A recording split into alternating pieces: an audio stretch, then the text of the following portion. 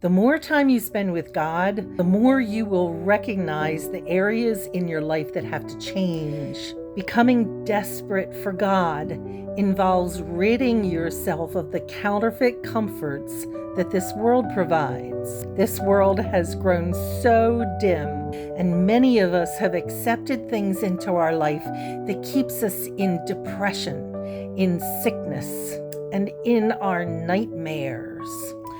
I stopped going to church because I thought I was so inadequate. I thought that as long as I knew I was a Christian, I could find my own way. I had a good husband. I had a good home. I had everything I needed and almost everything that I even desired. But I was never satisfied or totally happy because inside I was living in shame and in fear.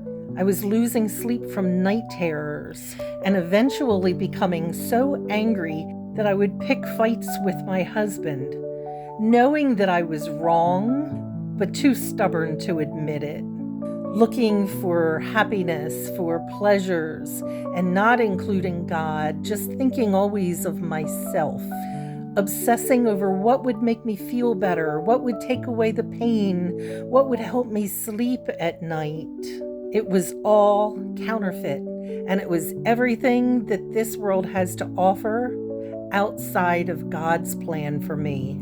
Do you think that there's any limitation to God, to the Holy Spirit inside of you? He is infinite, with unlimited power, grace, knowledge, and presence. Make more room for Him. Every worldly thing that you chase out of your life, He will replace abundantly. With His Holy Spirit, you have more power in you than you even know. When you rely on the counterfeit things of this world, no matter how big or small, money, sex, drugs, entertainment, it gives you a finite, incomplete comfort. Only God can bring you true, deep peace. You will begin to live to protect that peace, to build it even more, and then to shout it out.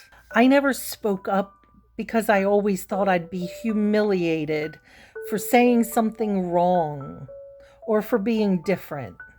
But when you find the truth, it changes you from the inside. My desires for my life have completely changed. It began slowly, but it still keeps growing. My desire at first was to change me, to heal me, and now my passion is for others, to see healing and freedom from pain, from the imitation comforts of this world, to see eyes open to an everlasting experience with living for God, who loves you so much He gave everything for you.